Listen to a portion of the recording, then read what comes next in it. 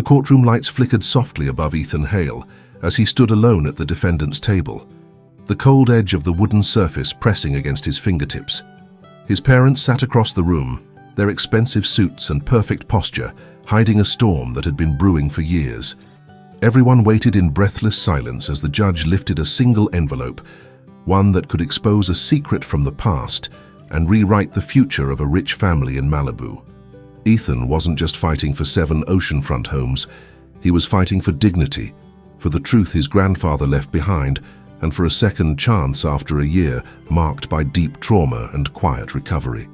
His parents claimed he wasn't stable enough to manage his own inheritance, but the weight in their voices revealed something more complicated than concern, fear, pride, and a hidden pain none of them had ever spoken aloud. What happened next inside that courtroom became a life-changing story, one that challenged loyalty, forgiveness, and the invisible power of a small act of kindness. As the judge unfolded the letter with a faint smile, Ethan had no idea that the next few minutes would change his life forever. Before we begin this emotional story, tell us in the comments from which city you are watching, and don't forget to leave your like to keep following us.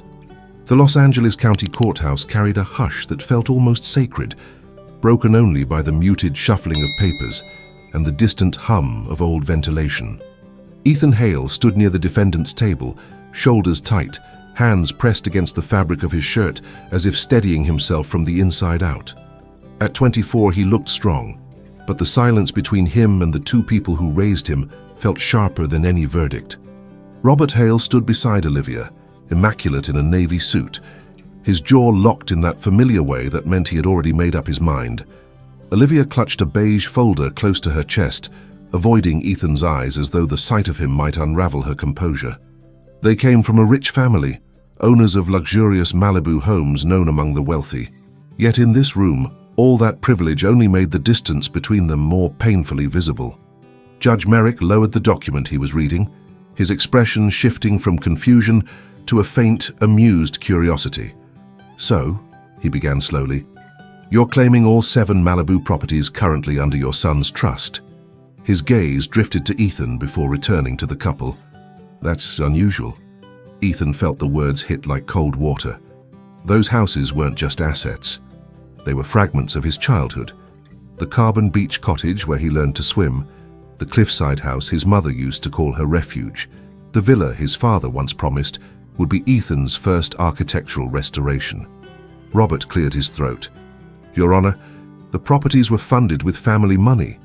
We believe Ethan isn't in a stable condition to manage them." Olivia finally looked up, her voice quiet but firm. "We're trying to do what's best." Ethan's stomach twisted. Shame? Anger? He couldn't name it, only feel it burning. Judge Merrick leaned back, tapping his pen lightly. A slow smile formed. "Well," he said, "things just got interesting." Ethan lifted his eyes, breath caught in his chest, sensing the ground beneath his life beginning to shift. When Judge Merrick announced a brief recess, Ethan stepped into the courthouse hallway like someone surfacing from deep water. The heavy wooden doors closed behind him, muting the whisper of lawyers and shuffling papers. Sunlight from the tall windows cast long stripes across the floor, but none of it felt warm. Claire Donovan walked up beside him, her heels soft against the polished tiles. "Breathe," she murmured, tucking a strand of hair behind her ear. "You did fine." Ethan leaned against the marble ledge beneath the window, rubbing a thumb over the faint scar on his wrist. "They're making me sound unstable." Claire didn't sugarcoat. "They're trying to build that narrative, yes, but we have facts and we have the trust documents. More importantly, we have you." He swallowed hard. "They think last year defines me." "Last year was trauma," she said gently. "Not a life sentence." The accident, the one that left his mind spiraling for months, still sat like a stone in his memory. His parents had treated the aftermath like a stain on the family name, not a wound on their son. He never forgot that. Footsteps echoed across the hall. Robert and Olivia approached, walking in stiff silence. Robert's expression was clipped, corporate. Olivia's fingers tightened around the folder she carried, avoiding Ethan's gaze until the last second. "Ethan," Robert began, tone polished, "this isn't an attack. We're securing what's best for the family." Claire stepped forward before Ethan could respond. By stripping him of 7 Malibu homes his grandfather intended for him alone? Robert's jaw twitched. Emotions are clouding judgment.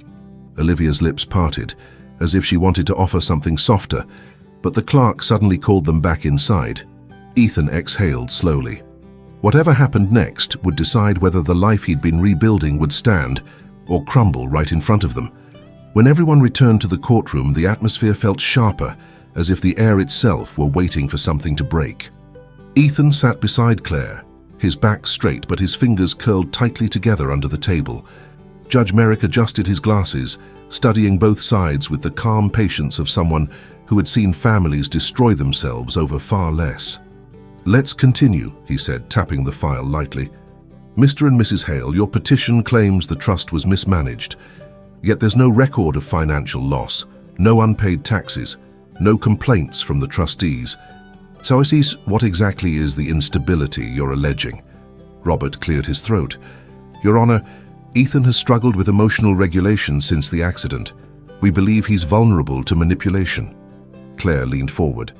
"There is no evidence of that claim." Robert's jaw tightened. Olivia kept her gaze lowered, as if the grain of the wooden table was suddenly fascinating. Judge Merrick turned to Ethan. "Mr. Hale, would you like to respond?" Ethan hesitated, heart pounding in his ears. He wasn't used to speaking for himself in rooms where his parents controlled the narrative. But Claire's calm presence beside him grounded him. He lifted his eyes to the judge. "I've been in therapy. I'm stable. I'm working again. I've rebuilt a routine," he said quietly. "What I haven't rebuilt is trust with them." Olivia flinched almost imperceptibly. Judge Merrick watched Ethan closely, then nodded. "Thank you." Claire stood. "Your Honor, we also intend to submit the letter from Ethan's grandfather, the one written when the trust was created, clearly stating his intent." Robert's eyes snapped up. Olivia's fingers froze around the folder. The judge raised a brow. "A letter? An original?" Claire confirmed, sliding an envelope onto the table. A ripple of tension swept through the room. Robert shifted, finally losing the polished composure he had worn all morning. Judge Merrick leaned forward, voice low. "Well now, that's something I'd very much like to read." Ethan swallowed, knowing this letter could change everything, or expose truths he wasn't prepared to face. Judge Merrick held the envelope delicately, as though it carried more weight than its thin paper suggested. The courtroom settled into a tense stillness. Ethan watched the judge's fingers slide under the seal, his heartbeat sinking with every slow movement. Robert shifted in his seat, and Olivia's breath caught just loud enough for Ethan to hear. The judge unfolded the letter, eyes narrowing slightly as he read. The silence stretched into something almost unbearable. Claire kept her gaze steady, one hand lightly resting on the table, close enough for Ethan to feel supported without a word spoken. Finally, Judge Merrick looked up. "This is unusually clear." He tapped the page with one finger. "Your father, Mr. Hale," he nodded toward Robert, "states explicitly that the properties were placed in Ethan's trust because he believed Ethan would be the one to carry forward the family legacy of restoration and community projects." Ethan blinked. Restoration? Community? His grandfather had never told him that directly. He had shared stories, yes, shown him sketches, walked him through old houses with broken windows and sunlit hallways, but he never said this was meant for him alone. Robert leaned forward. "Your Honor, my father wrote that letter at a time when he wasn't..." "Sound," the judge finished, lifting a brow. "The handwriting is steady. The language is consistent with his other documents. Unless you have proof otherwise?" Robert's mouth opened, then closed. Olivia finally spoke, voice barely above a whisper. "We didn't know he'd written anything separate from the trust document." Judge Merrick set the letter down carefully. "This strongly contradicts your claim of mismanagement." Claire seized the moment. "Your Honor, Ethan has maintained the properties exactly as his grandfather taught him, and he intends to continue those restoration plans." Those words landed like a small, steady flame inside Ethan. The judge exhaled, leaning back. "We're not done yet, but the direction of this case..." He paused, a faint smile appearing again. "Just shifted." Ethan felt a tremor of hope, fragile but real. The tension thickened when Judge Merrick requested a short break to review the letter in private. As soon as he stepped into his chambers, the courtroom felt strangely louder, every shuffle, every breath sharper than before.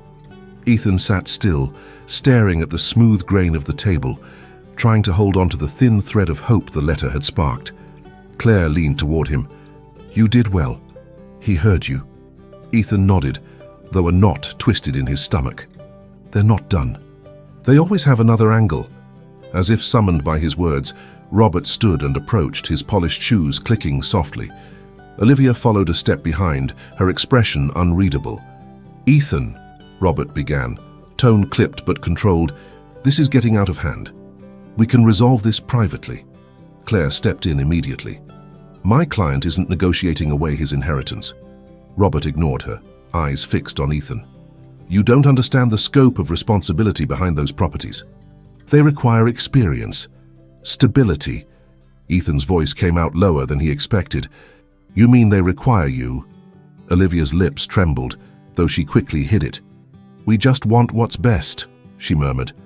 Ethan met her eyes, softening for a moment. "Then why haven't you asked what I want?" That question seemed to slice something open. Olivia blinked rapidly, looking away. Robert placed a firm hand on her back, guiding her a step behind him, as though shielding her from their own son. Claire rose, posture straight. "Please return to your seats. This isn't the place." Before anyone could respond, the bailiff opened the door beside the bench. "Judge Merrick is ready." Robert's jaw flexed. Olivia wiped at her eyes once, quickly. Ethan inhaled, steadying himself as they all moved back to their places. Whatever the judge had decided, the next words spoken in this room would alter the course of all their lives. When Judge Merrick returned, the quiet in the courtroom felt almost electric. He held the letter in one hand, his expression thoughtful but not unreadable. Ethan felt every muscle in his body tense, as if bracing for an impact he couldn't see coming. "Let's proceed," the judge said, settling into his chair. "I've reviewed the letter thoroughly. It is authentic and legally relevant. But before I make any preliminary ruling, I need one thing clarified." His gaze lifted and landed squarely on Olivia. "Mrs. Hale, were you aware your father-in-law intended these properties specifically for Ethan's independent stewardship?" Olivia froze. Her hands tightened around the folder in her lap, and for a moment she looked unbearably small. Nothing like the polished woman who had walked into the courtroom earlier. No," she whispered. "He never told me." Judge Merrick tilted his head. "Yet you are petitioning to take control of all 7 homes. Why?" Robert shifted beside her. "Because he isn't ready. I asked your wife," the judge cut in smoothly. Olivia swallowed hard, eyes fixed on the wooden floor. Ethan watched her, waiting for the version of his mother he remembered from childhood, the one who whispered encouragement during storms, not the one who hid behind legal strategies. Finally, she spoke. "Because I was scared," she said quietly. "Ethan changed after the accident. I didn't know how to reach him. I thought if we controlled the properties, we could protect him until he found his footing again." Ethan felt the words move through him, soft, hesitant, painfully honest. Judge Merrick nodded slowly. "Fear is understandable, but fear does not override legal intent." Robert's jaw tightened. Olivia wiped at her eyes. The judge folded his hands. "I am inclined to dismiss your petition unless you can present compelling evidence that Ethan is incapable of managing his own inheritance." Ethan's breath caught. Claire placed a subtle hand near his arm, steady, reassuring. Robert opened his mouth as if preparing a final argument, but before he could speak, the judge added quietly, "Be very careful, Mr. Hale. Your next words will determine whether this remains a family dispute or becomes something far more damaging." The courtroom held its breath. Robert straightened, shoulders rising with the same authority he carried in boardrooms across Malibu. For a long moment, the courtroom felt suspended, every eye fixed on him. Ethan braced himself, certain his father would unleash another calculated argument. But when Robert finally spoke, his voice sounded nothing like the man Ethan had grown up with. "There is no evidence," he said quietly. Claire's eyebrows lifted. Even the judge stilled. Robert continued, slower this time, as if each word scraped against something raw inside him. I told myself I was protecting the family legacy. But the truth is, I was protecting myself. Olivia's breath hitched. Judge Merrick leaned forward. Explain. Robert's composure wavered for the first time. My father trusted Ethan more than he ever trusted me. He said Ethan understood people better than I did, that he saw beauty in broken things, houses, moments, mistakes. His voice strained. I envied that. And when Ethan struggled last year, I used it as proof I was the one who should take over. The admission landed like a slow collapse.